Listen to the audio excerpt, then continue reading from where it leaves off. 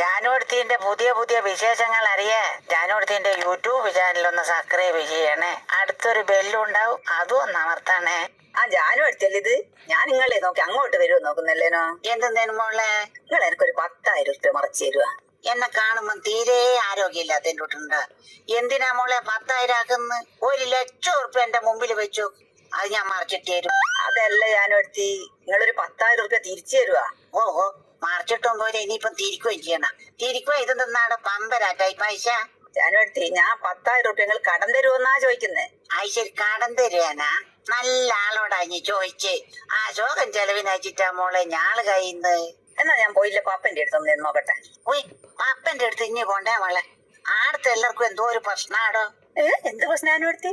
അതെന്താ പ്രശ്നം എന്ന് വെച്ചാല്, പപ്പന്റെ ഒരാളെ മോനുണ്ടല്ലോ, ആ മോയെ പപ്പനെ പാപ്പാന്നാ വിളിക്കുന്നത്. പാപ്പന്റെ അച്ഛനെ പാപ്പൻ പാപ്പാന്നാ വിളിക്കുന്നത്. പാപ്പന്റെ ഒരു അച്ചാച്ചനുണ്ടല്ലോ, പാപ്പന്റെ അച്ചാച്ചനെ പാപ്പന്റെ അച്ഛൻ പാപ്പാന്നാ വിളിക്കുന്നത്. എന്തിന് പറയുന്നു മോളെ? പാപ്പന്റെ ഒരു പെങ്ങള് പാപ്പനെ പാപ്പാട്ടാന്നു, പാപ്പന്റെ അച്ഛനെ പാപ്പാന്നു. ഈ ലേതാ പാപ്പേ? എല്ലാരും ആടെ പപ്പനാളി.